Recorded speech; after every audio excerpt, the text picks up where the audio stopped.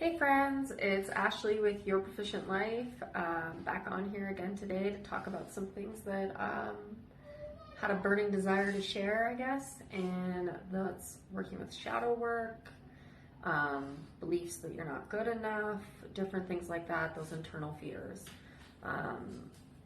Last night I was kind of playing some stuff through my head and thinking, and one of the things was like, why do I think that I can't succeed, or why do I have imposter syndrome? Those things happen to me all the time, and a lot of people that know me personally may not realize that, but like one of the things that happened to me a few years ago is I got top 50 under 50 in my community for a business I had, and sitting on boards and different things like that, and it felt fake.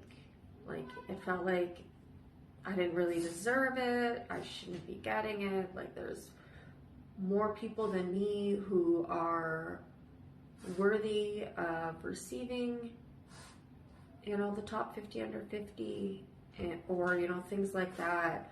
Or sometimes, like, as I'm really getting into my shadow side lately to try and grow. And like another thing that I struggle with is I'll get offered to do something or a job or sitting on a board, and the first thing that comes in my mind is I shouldn't do it because I'm not going to do a good job, and I don't know why. And so I sat down last night and decided to do some shadow work and kind of think about that inner child inside of me and when I was younger, and why I had those fears. So one of the things I thought about was, in school, I had mild ADHD, and was that kid that would be daydreaming or thinking about something else in class, or I always wanted to be talking with my friends, and had a really hard time just sitting and listening. It just wasn't who I was,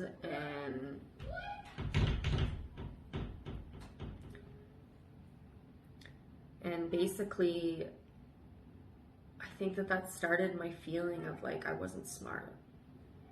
I wasn't smart because I couldn't just sit there and listen and focus and then, do things. Or, there were little comments when I was young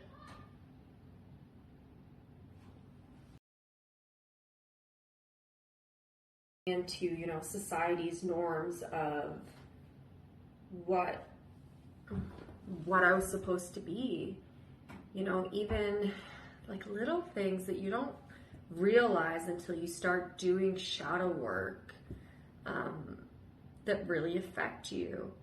Like when I was young, people would always say like, I'd lose my head if it wasn't attached, and then those became my beliefs that I lost everything, or slow and lazy.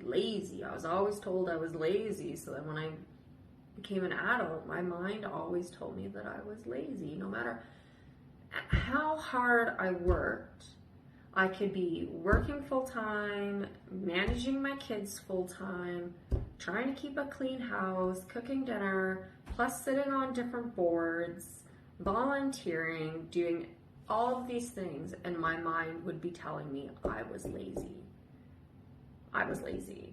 And when I really got into shadow work, it really helped me like release a lot of that, those limiting beliefs that I had about myself that just weren't true.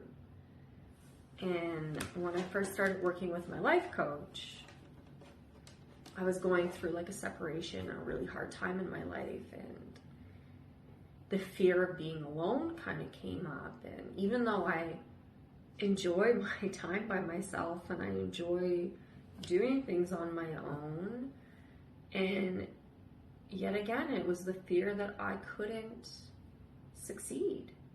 I had a fear that I couldn't, grow and figure life out on my own. I had to have this person that was going to take care of me, and it was hard, but I mean, it's probably one of the greatest things I ever did for myself. And there's all different kinds of ways that you can do shadow work. I know one of the ways people like to do is, naming the fear, thinking what caused the fear, where it came from, and just kind of going down that path. When I worked with my life coach, it was more so like the inner child, and when those fears came up, or when that unworthiness came up, or different things like that, you acted as if that little person, like a little child, and you practiced, it's gonna sound crazy, but you practiced talking to them as if they were there, and comforting them, and being there for them, and loving them. And I just think it's amazing. And you can listen to all types of philosophers that talk about it.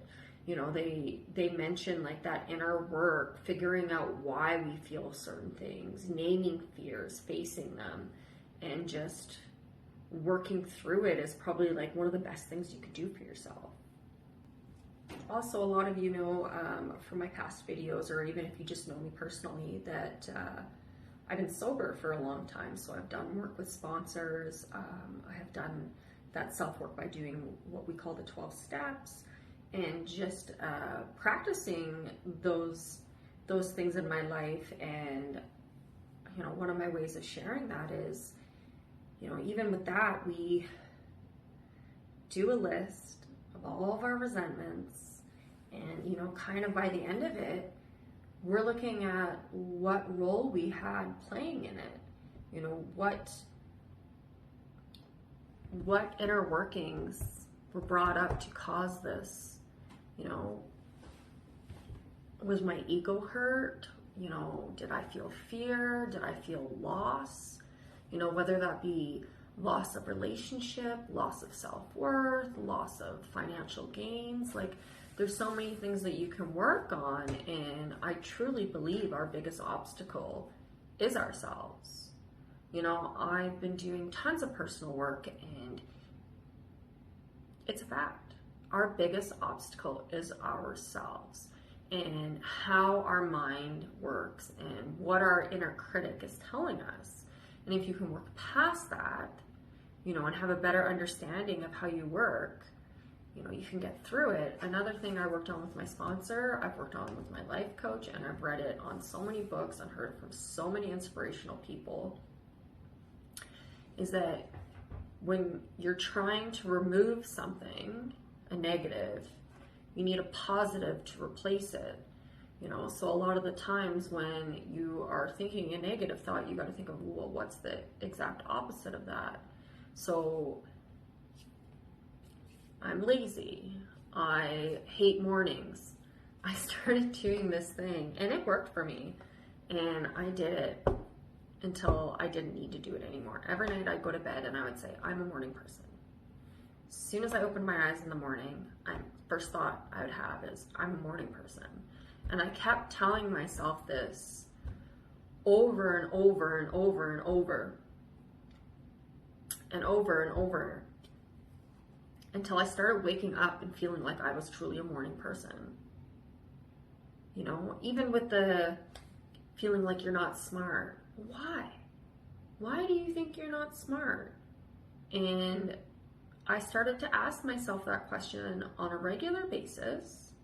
I started telling myself, like, you read daily, you've had excellent jobs, you can do anything you want to do. It's me, I am the mountain. And if I can't work past those fears and self-limiting beliefs, then I'm never going to reach the goals that I want to reach. Obviously I've read Think and Grow Rich, which is basically all philosophy. And even in there, it says, like, you are never going to reach your goals if you are always telling yourself that you can't do it. You need to work past it. And I just think that all of these things are so great and anybody can use them.